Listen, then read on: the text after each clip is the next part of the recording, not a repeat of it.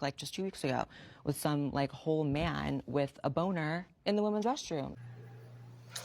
Thank you all for keeping me up at tonight with this bullshit.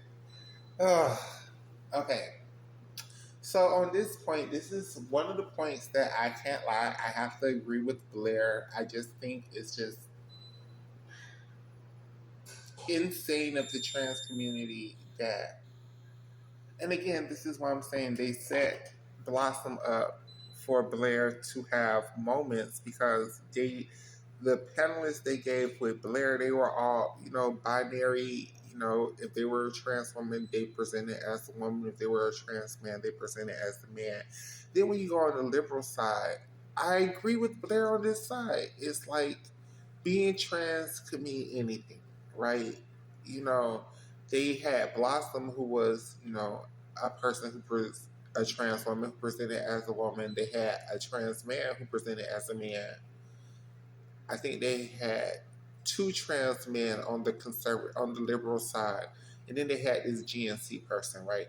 And I'm not saying that the GNC people aren't part of the community. I'm not saying that the GNC people should be shunned, should be beat up, should be abused, should be thrown off the buildings. I'm just saying GNC people are not trans, right? So then when you're sitting up there trying to defend the point that people who identify as trans are not men, but then you have somebody on the liberal side who is a whole ass drag queen. I'm so sorry, person. I'm not trying to offend you. I'm just telling you how I saw it. With a beard, who's the same thing as Saucy Santana, who is the same thing. Like, it just don't compute for our community. It just don't. Like, it just don't. Like, and for, I guess, the liberal side of the trans community, the white liberal side of the trans community, I must always include white liberal because I do think that's the issue, is the white liberal side of the trans community. You have to understand how insane it is to people. Again, we are trans people, so we understand the lingo. We have the knowledge. We have the resources. Guess what? We're trying to communicate with people who are not trans, right? So when they see this, and this person is on the liberal side of the trans debate, and they identify as a trans woman, and on the liberal side, we're saying that this person should be able to go to the bathrooms just like us. I'm sorry, it does make us look crazy, and it's just something that it's just an argument that we can never win with cisgender people, and we have to win that argument with cisgender people. We have to stop talking within.